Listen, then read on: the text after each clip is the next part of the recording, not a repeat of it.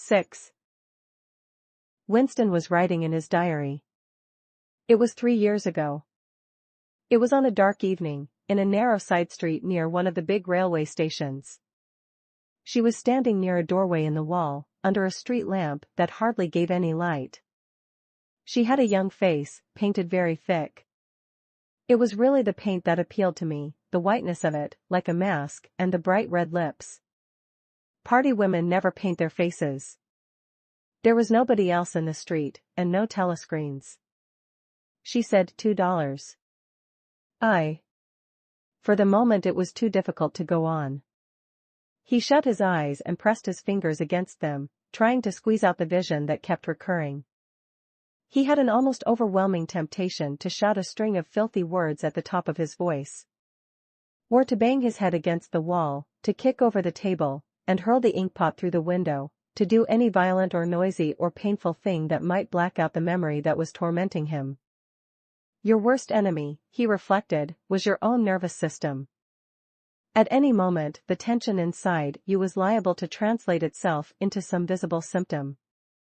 He thought of a man whom he had passed in the street a few weeks back, a quite ordinary-looking man, a party member, aged 35 to 40, tallish and thin, carrying a briefcase. They were a few meters apart when the left side of the man's face was suddenly contorted by a sort of spasm.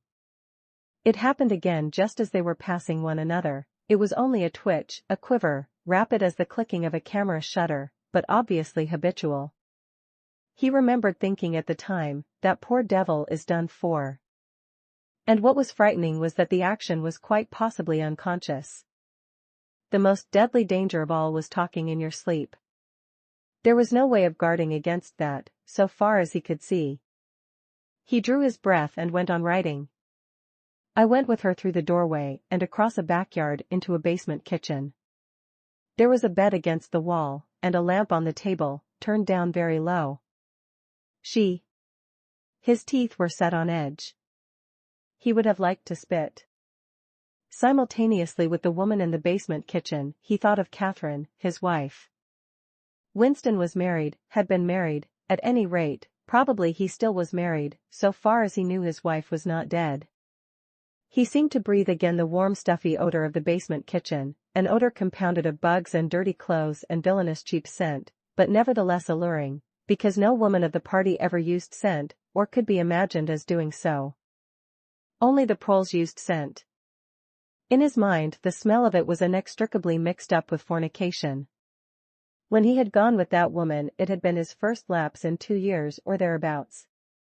Consorting with prostitutes was forbidden, of course, but it was one of those rules that you could occasionally nerve yourself to break. It was dangerous, but it was not a life-and-death matter.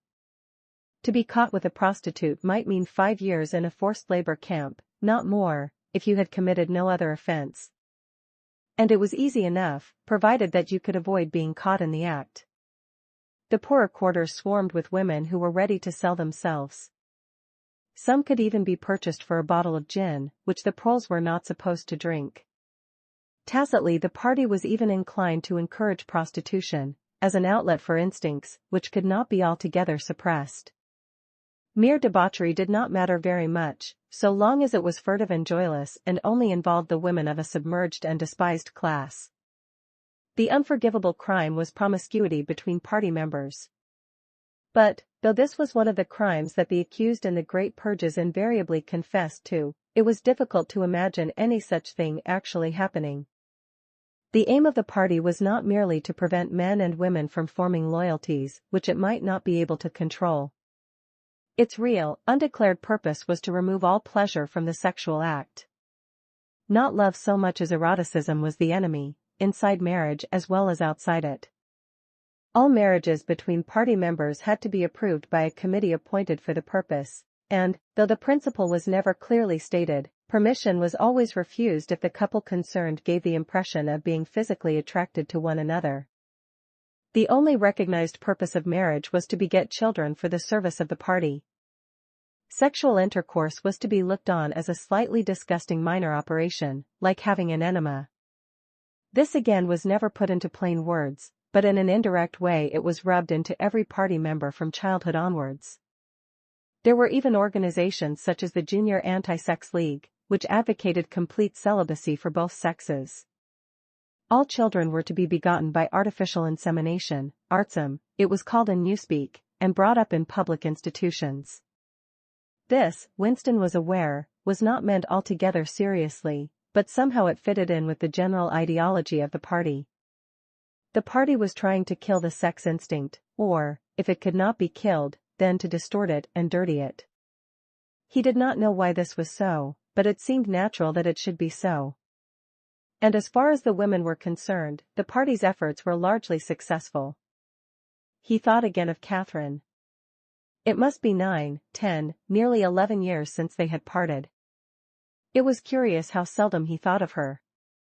For days at a time he was capable of forgetting that he had ever been married. They had only been together for about 15 months. The party did not permit divorce, but it rather encouraged separation in cases where there were no children. Catherine was a tall, fair-haired girl, very straight, with splendid movements. She had a bold, aquiline face, a face that one might have called noble until one discovered that there was as nearly as possible nothing behind it. Very early in her married life he had decided, though perhaps it was only that he knew her more intimately than he knew most people, that she had without exception the most stupid, vulgar, empty mind that he had ever encountered. She had not a thought in her head that was not a slogan, and there was no imbecility, absolutely none that she was not capable of swallowing if the party handed it out to her. The human soundtrack, he nicknamed her in his own mind. Yet he could have endured living with her if it had not been for just one thing, sex. As soon as he touched her, she seemed to wince and stiffen. To embrace her was like embracing a jointed wooden image. And what was strange, was that even when she was clasping him against her, he had the feeling that she was simultaneously pushing him away with all her strength. The rigidity of her muscles managed to convey that impression. She would lie there with shut eyes, neither resisting nor cooperating, but submitting. It was extraordinarily embarrassing, and, after a while, horrible.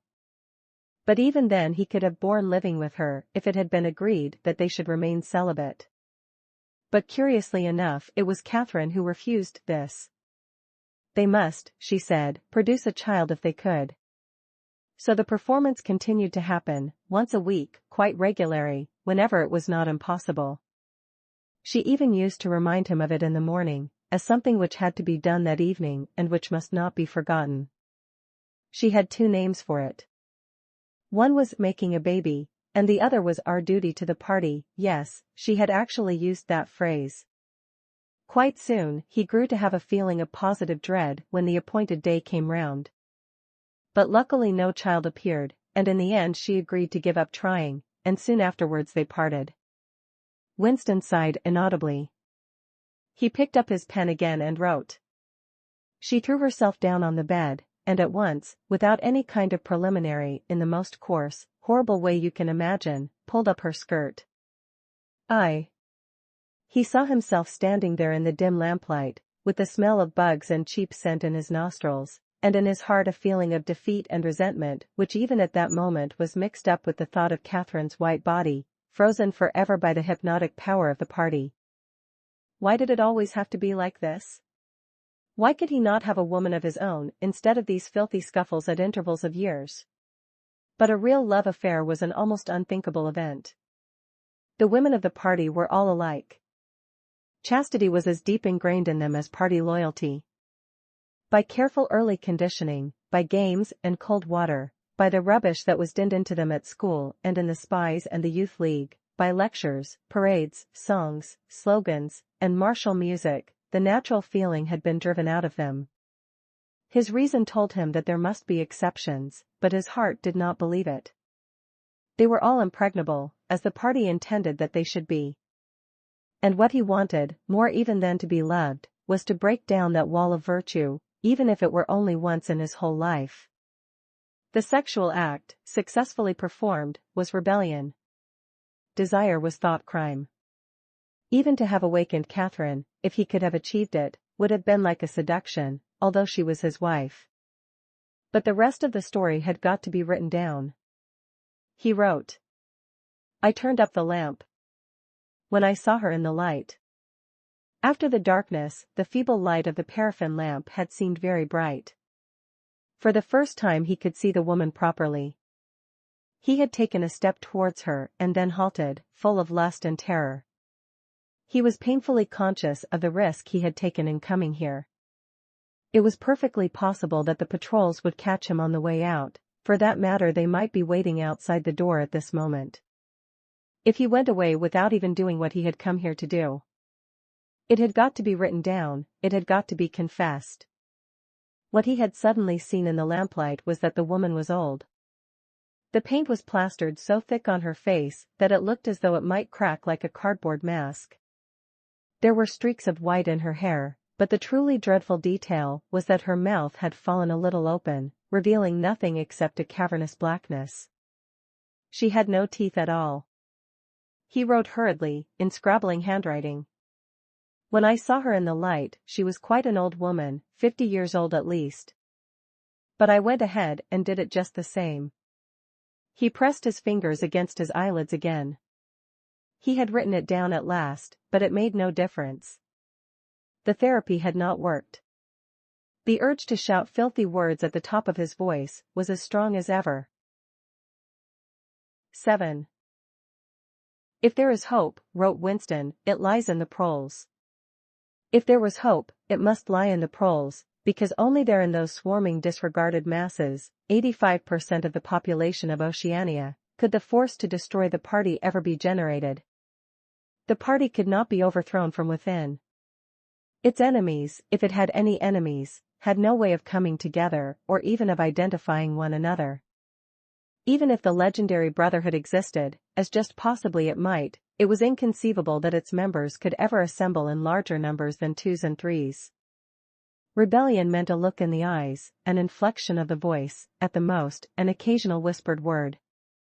But the proles, if only they could somehow become conscious of their own strength, would have no need to conspire. They needed only to rise up and shake themselves like a horse shaking off flies.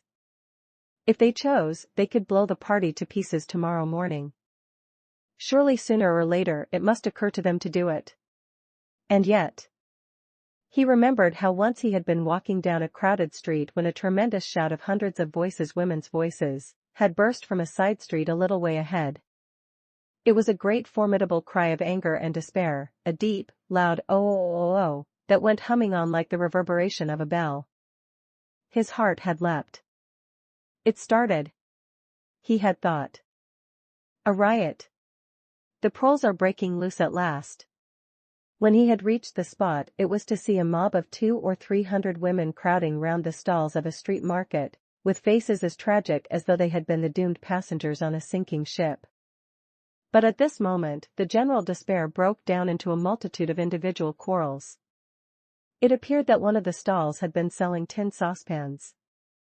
They were wretched, flimsy things, but cooking pots of any kind were always difficult to get. Now the supply had unexpectedly given out.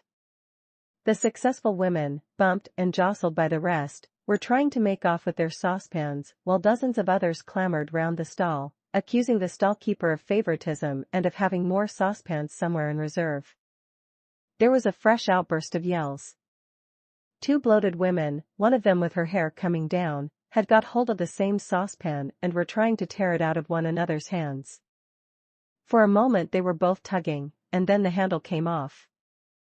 Winston watched them disgustedly. And yet, just for a moment, what almost frightening power had sounded in that cry from only a few hundred throats? Why was it that they could never shout like that about anything that mattered? He wrote. Until they become conscious, they will never rebel, and until after they have rebelled they cannot become conscious. That, he reflected, might almost have been a transcription from one of the party textbooks. The party claimed, of course, to have liberated the proles from bondage. Before the revolution they had been hideously oppressed by the capitalists, they had been starved and flogged, women had been forced to work in the coal mines, women still did work in the coal mines, as a matter of fact, children had been sold into the factories at the age of 6. But simultaneously, true to the principles of doublethink, the party taught that the proles were natural inferiors who must be kept in subjection, like animals, by the application of a few simple rules. In reality, very little was known about the proles. It was not necessary to know much. So long as they continued to work and breed, their other activities were without importance. Left to themselves, like cattle turned loose upon the plains of Argentina, they had reverted to a style of life that appeared to be natural to them, a sort of ancestral pattern. They were born, they grew up in the gutters, they went to work at 12, they passed through a brief blossoming period of beauty and sexual desire, they married at 20, they were middle-aged at 30, they died, for the most part, at 60. Heavy physical work, the care of home and children, petty quarrels with neighbors, films, football, beer, and above all, gambling, filled up the horizon of their minds. To keep them in control was not difficult. A few agents of the thought police moved always among them, spreading false rumors and marking down and eliminating the few individuals who were judged capable of becoming dangerous, but no attempt was made to indoctrinate them with the ideology of the party. It was not desirable that the proles should have strong political feelings. All that was required of them was a primitive patriotism which could be appealed to whenever it was necessary to make them accept longer working hours or shorter rations. And even when they became discontented, as they sometimes did, their discontent led nowhere, because being without general ideas, they could only focus it on petty specific grievances. The larger evils invariably escaped their notice. The great majority of proles did not even have telescreens in their homes. Even the civil police interfered with them very little. There was a vast amount of criminality in London, a whole world within a world of thieves, bandits, prostitutes, drug peddlers, and racketeers of every description, but since it all happened among the proles themselves, it was of no importance. In all questions of morals they were allowed to follow their ancestral code. The sexual puritanism of the party was not imposed upon them. Promiscuity went unpunished, divorce was permitted. For that matter, even religious worship would have been permitted if the proles had shown any sign of needing or wanting it. They were beneath suspicion. As the party slogan put it, proles and animals are free. Winston reached down and cautiously scratched his varicose ulcer. It had begun itching again. The thing you invariably came back to was the impossibility of knowing what life before the revolution had really been like. He took out of the drawer a copy of a children's history textbook, which he had borrowed from Mrs. Parsons, and began copying a passage into the diary. In the old days, it ran, before the glorious revolution, London was not the beautiful city that we know today. It was a dark, dirty, miserable place where hardly anybody had enough to eat and where hundreds and thousands of poor people had no boots on their feet and not even a roof to sleep under. Children no older than you had to work 12 hours a day for cruel masters who flogged them with whips if they worked too slowly and fed them on nothing but stale bread crusts and water. But in among all this terrible poverty, there were just a few great big beautiful houses that were lived in by rich men who had as many as 30 servants to look after them. These rich men were called capitalists. They were fat, ugly men with wicked faces, like the one in the picture on the opposite page. You can see that he is dressed in a long black coat, which was called a frock coat, and a queer, shiny hat shaped like a stovepipe, which was called a top hat. This was the uniform of the capitalists, and no one else was allowed to wear it. The capitalists owned everything in the world, and everyone else was their slave. They owned all the land, all the houses, all the factories, and all the money. If anyone disobeyed them, they could throw them into prison, or they could take his job away and starve him to death. When any ordinary person spoke to a capitalist, he had to cringe and bow to him, and take off his cap and address him as sir. The chief of all the capitalists was called the king, but he knew the rest of the catalogue. There would be mention of the bishops in their lawn sleeves, the judges in their ermine robes, the pillory, the stocks, the treadmill, the cat o' nine tails, the Lord Mayor's banquet, and the practice of kissing the Pope's toe. There was also something called the jus primi noctis, which would probably not be mentioned in a textbook for children. It was the law by which every capitalist had the right to sleep with any woman working in one of his factories. How could you tell how much of it was lies? It might be true that the average human being was better off now than he had been before the revolution.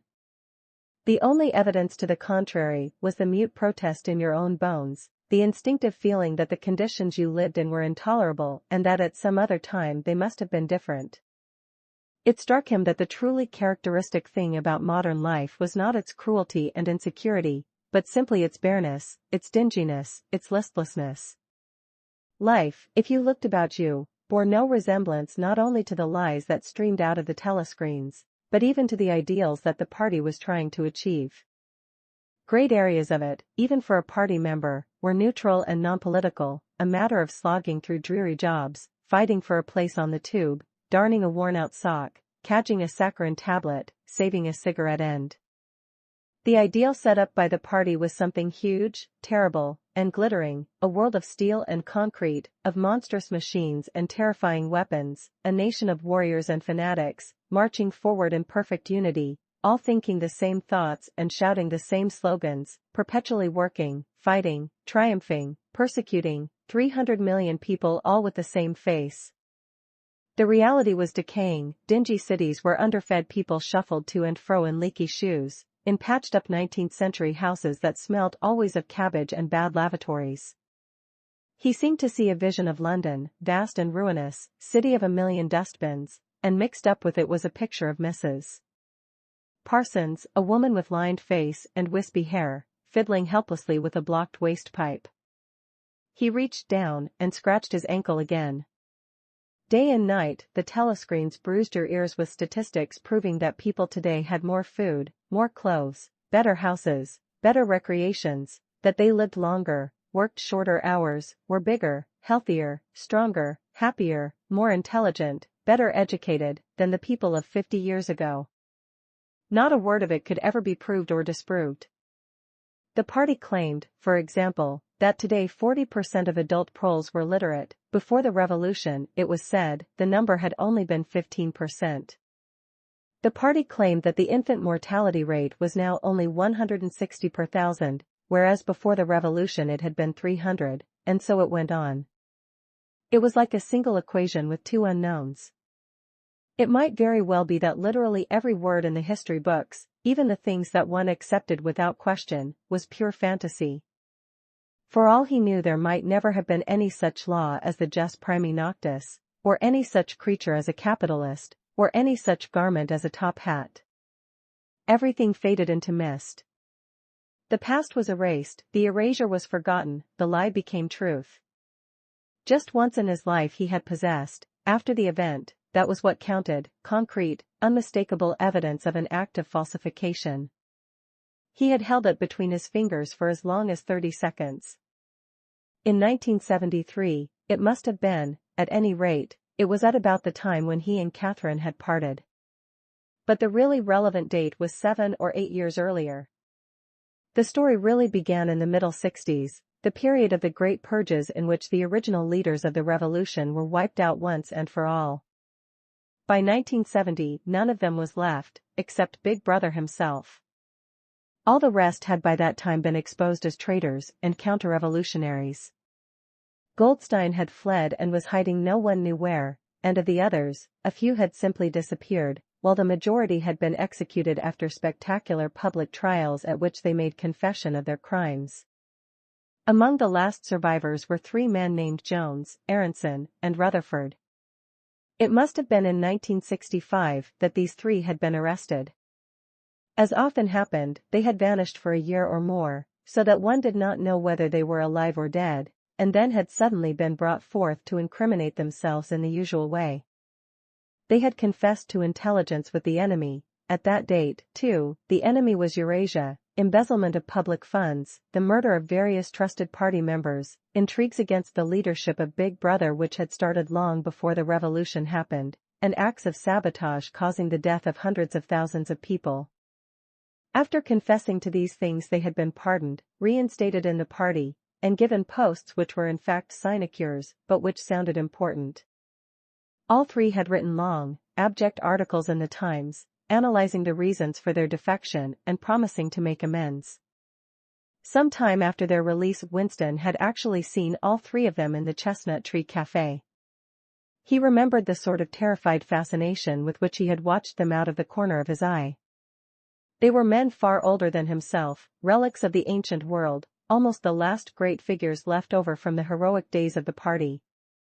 The glamour of the underground struggle and the Civil War still faintly clung to them. He had the feeling, though already at that time facts and dates were growing blurry, that he had known their names years earlier than he had known that of Big Brother.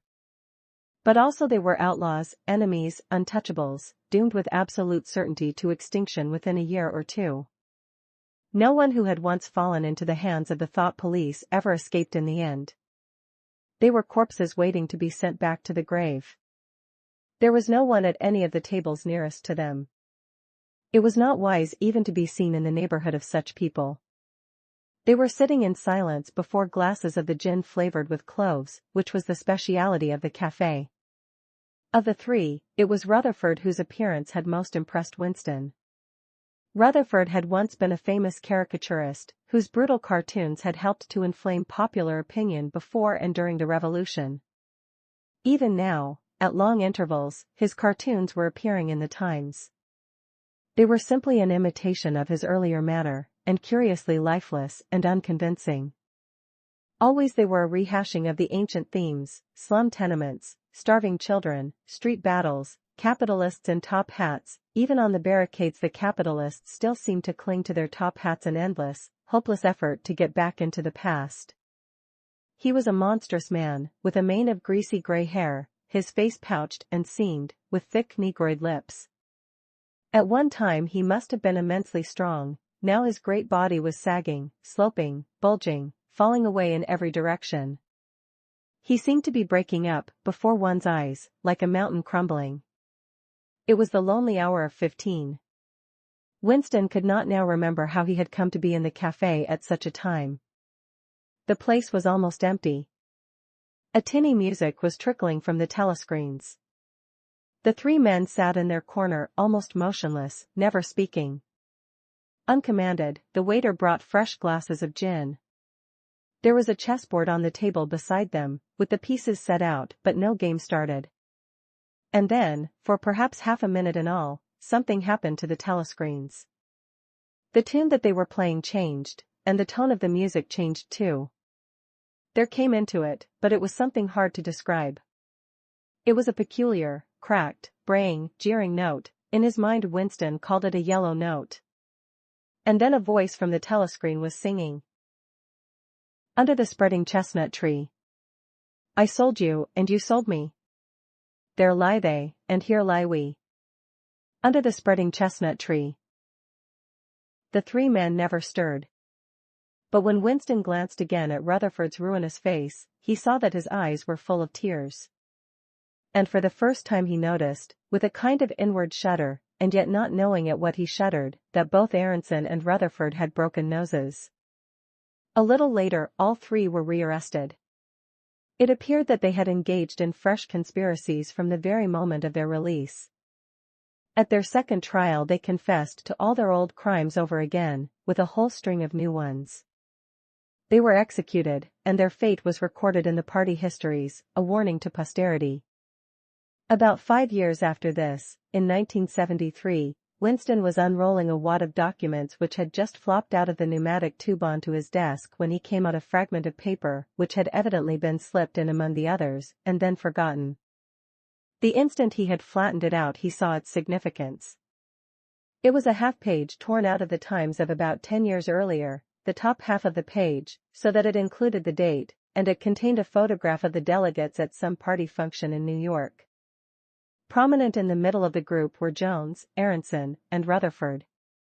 There was no mistaking them, in any case their names were in the caption at the bottom. The point was that at both trials all three men had confessed that on that date they had been on Eurasian soil.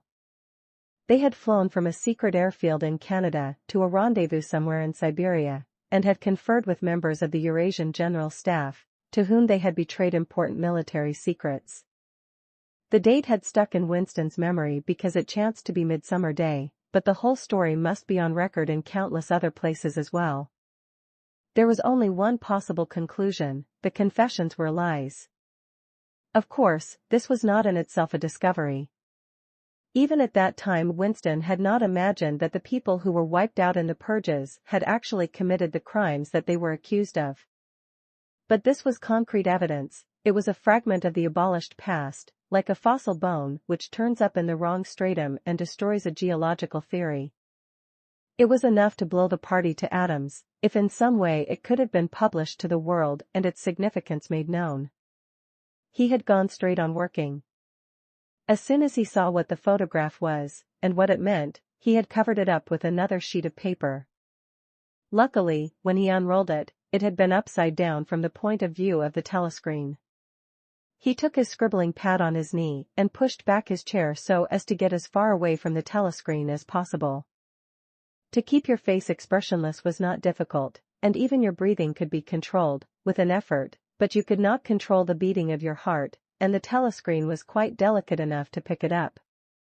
He let what he judged to be 10 minutes go by, tormented all the while by the fear that some accident, a sudden draft blowing across his desk, for instance, would betray him. Then, without uncovering it again, he dropped the photograph into the memory hole, along with some other waste papers. Within another minute, perhaps, it would have crumbled into ashes. That was 10, 11 years ago. Today, probably, he would have kept that photograph. It was curious that the fact of having held it in his fingers seemed to him to make a difference even now, when the photograph itself, as well as the event it recorded, was only memory. Was the party's hold upon the past less strong, he wondered, because a piece of evidence which existed no longer had once existed? But today, supposing that it could be somehow resurrected from its ashes, the photograph might not even be evidence. Already, at the time when he made his discovery, Oceania was no longer at war with Eurasia, and it must have been to the agents of East Asia that the 3 dead men had betrayed their country. Since then, there had been other changes, 2, 3, he could not remember how many. Very likely the confessions had been rewritten until the original facts and dates no longer had the smallest significance. The past not only changed, but changed continuously. What most afflicted him with the sense of nightmare was that he had never clearly understood why the huge imposture was undertaken. The immediate advantages of falsifying the past were obvious, but the ultimate motive was mysterious. He took up his pen again and wrote. I understand how, I do not understand why. He wondered, as he had many times wondered before, whether he himself was a lunatic. Perhaps a lunatic was simply a minority of one. At one time it had been a sign of madness to believe that the earth goes round the sun, today, to believe that the past is unalterable. He might be alone in holding that belief, and if alone, then a lunatic. But the thought of being a lunatic did not greatly trouble him, the horror was that he might also be wrong. He picked up the children's history book and looked at the portrait of Big Brother, which formed its frontispiece. The hypnotic eyes gazed into his own. It was as though some huge force were pressing down upon you, something that penetrated inside your skull, battering against your brain, frightening you out of your beliefs, persuading you, almost, to deny the evidence of your senses. In the end, the party would announce that 2 and 2 made 5, and you would have to believe it. It was inevitable that they should make that claim sooner or later, the logic of their position demanded it. Not merely the validity of experience, but the very existence of external reality, was tacitly denied by their philosophy. The heresy of heresies was common sense. And what was terrifying was not that they would kill you for thinking otherwise, but that they might be right. For, after all, how do we know that 2 and 2 make 4? Or that the force of gravity works? Or that the past is unchangeable? If both the past and the external world exist only in the mind, and if the mind itself is controllable, what then? But no. His courage seemed suddenly to stiffen of its own accord. The face of O'Brien, not called up by any obvious association, had floated into his mind. He knew, with more certainty than before, that O'Brien was on his side. He was writing the diary for O'Brien, to O'Brien. It was like an interminable letter which no one would ever read, but which was addressed to a particular person and took its color from that fact. The party told you to reject the evidence of your eyes and ears. It was their final, most essential command. His heart sank as he thought of the enormous power arrayed against him, the ease with which any party intellectual would overthrow him in debate, the subtle arguments which he would not be able to understand, much less answer. And yet he was in the right. They were wrong, and he was right. The obvious, the silly, and the true had got to be defended. Truisms are true, hold on to that. The solid world exists, its laws do not change. Stones are hard, water is wet, objects unsupported fall towards the earth's center. With the feeling that he was speaking to O'Brien, and also that he was setting forth an important axiom, he wrote: "Freedom is the freedom to say that 2 + 2 make 4. If that is granted, all else follows."